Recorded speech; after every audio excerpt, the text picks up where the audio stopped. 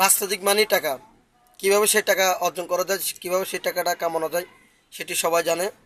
আমি আজকে গণ অধিকার পরিষদ যে 18 সালে যে কোটা সংস্কার আন্দোলনে যে অতাল ভূমিকা পালন করেছিল, যে নূর হোসেন নুরু ভাই এবং রাশেদ খানরা মিলে, যেমন তারেক ভাই সহকারে আরও অনেকে, মশিউর রহমান সহ আরও অনেকে ছিল, তারা এই যে জীবন বাজি রেখে হামলা মামলার শিকার হয়ে জেল জুলুম কাটিয়ে তারা যে গণ অধিকার প্রতিষ্ঠা করেছিল, সেই গণ অধিকার 300 আসনে রিসেন্টলি তারা নমিনেশন বিক্রি করে কোটি কোটি টাকা আজকে 2টি আসন বিনিময়ে তারা সব নিজের যে স্বার্থ সিদ্ধি এবং রাজনীতিতে সুযোগ সুবিধা অথবা যে দেশের যে তরুণ সমাজের যে আশা আকাঙ্ক্ষার স্বপ্ন নিয়ে তারা যেভাবে তাদের প্রতি তরুণ সমাজ ঝাঁপিয়ে পড়েছিল, সেটাই আজকে তারা নস্যাৎ করে দিয়ে তারা আজকে যে পটুয়াখালী যে আসন, যে বিপি নূর যে গণ অধিকার পরিষদের সভাপতি, তাকে দেওয়া হয়েছে, এবং যে জিনাদয়ে 2 আসন যে গণ অধিকার পরিষদের যে রাশেদ খান, তাকে দেওয়া হয়েছিল। যে CXB পডকাস্টে আজকে আমি যে গণ অধিকার পরিষদের যে এই যে সভাপতি নূর হোসেন নুরু এবং রাশেদ খান, তাদের যে একটি অংশ, তারা 300 আসন প্রার্থী বিক্রি করে কোটি কোটি টাকা আত্মসাৎ করে 2টি আসন বিনিময়ে যে বিএনপির সাথে জোট করে তাদের আর সকল আসন তারা আজকে বিলীন করে দিয়েছিল। তো আমি বলবো এটি একটি রাজনৈতিক এক ধরনের দাবা। এই যে বিপি নুরের সেখানে যে রাজা কিবরিয়া ছিল, তিনিও রিসেন্টলি ওই দল থেকে বাইর হয়ে এখন আবার বিএনপিতে যোগ দিয়েছিল, এবং যে তারেক তিনি বাইর হয়ে যে আমজনতার একটি পার্টি গঠন করেছিল। আর যে বিশেষ করে মশিউর ভাই, তিনি বর্তমানে যে যুগ্ম সদস্য সচিব এনসিপির যে দায়িত্বে রয়েছে। আসলে এই ছেলেগুলা, এই ভাইগুলা, ছেলে বললে হবে না, ওরা আমাদের বড় ভাই।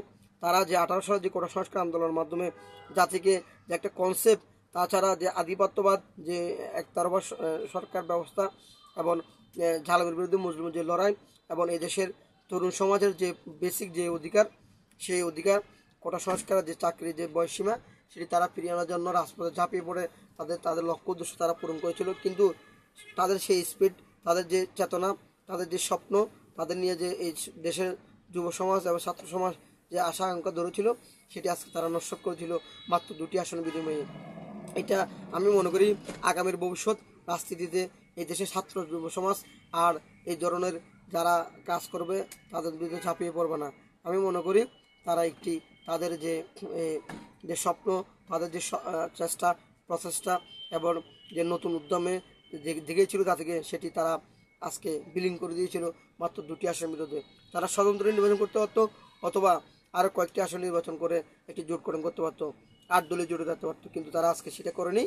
তা আমি বলবো যে গণ অধিকার পরিষদ তাদের যে ভবিষ্যৎ যে দিন, ভবিষ্যৎ যে স্বপ্ন, রাজনীতির যে প্ল্যাটফর্ম, সেটি অন্ধকার আচ্ছন্ন, সেটি এখন থেকে বোঝা যাচ্ছে। কারণ একটা কথা মনে রাখবেন, এই দেশে অনেক রাজনৈতিক দল আছে, সোশ্যালিস্ট রাজনৈতিক দল আছে। রিসেন্টলি যে 24শে গণঅভ্যুত্থান পরে এই দেশে 18-19টি রাজনৈতিক দল নিবন্ধিত পাইছে। অনেক প্রবীণ রাজনৈতিক দল আছে, তাদের আজকে অবস্থা বিলীন, তারা তাদের আসনটি দিতে পারতেছে না। এবং বাংলাদেশের প্রত্যন্ত অঞ্চলে তাদের কোনো শাখা কমিটি নেই, কোনো উপজেলা কমিটি নেই, কোনো জেলা কমিটি নেই, তাদের মাত্র কেন্দ্রীয় কমিটি আছে। তারা দিন শেষে তাদের সাধ্যসিদ্ধি, তাদের ব্যক্তির চাহিদা, কোনো দেশের এজেন্ডা বাস্তবায়নের জন্য তারা কাজ করে যাচ্ছে। তেমনি আজকে যে বিপিনুর গণ অধিকার পরিষদ ছাত্র যুব সমাজের যে এক আইডল ছিল, সেটি তাদের আজকে নস্যাৎ করেছিল মাত্র 2টি আসন বিরুদ্ধে। তা আমি বলবো সেই যে পডকাস্টে যে যে রাজনৈতিক যে উদার যে চিন্তা চেতনা, যে ভবিষ্যৎ যে পলিসি, সেটি তারা তাদের যে ট্রেন, সেটি তারা মূলত মানে 100%-এর মধ্যে 70%-এ তারা আজকে ডুবে গেছে। আর 20-30% দিয়ে তারা কী করবে? মনে করি যে অলরেডি জিনাদয় যে দুই আসন যে বিভিন্ন গণ অধিকার পরিষদের সেক্রেটারি রাশেদ সাহেবকে দেওয়া হয়েছে, সেখানে বিএনপির বিদ্রোহী প্রার্থী, জামাতের প্রার্থী এবং বিভিন্ন দলের প্রার্থী তারা দাঁড়িয়ে তার আসনটি তাকে বরাডবি করার একটি নীল নকশা এঁকেছিল, আঁকছে। দেখা যাক কী হয় নির্বাচনে। ইভেন পটুয়াখালী যে বিভিন্ন যে আসনটা তাকে দেওয়া হয়েছিল, সেটিতেও তিনি ডুবার জন্য যে বিএনপি যে স্বতন্ত্র প্রার্থী, যে তারাও রাত দিন 24 ঘন্টা কাজ করে যাচ্ছে। তো আমি বলবো যে অবস্থা খুবই আচ্ছন্ন।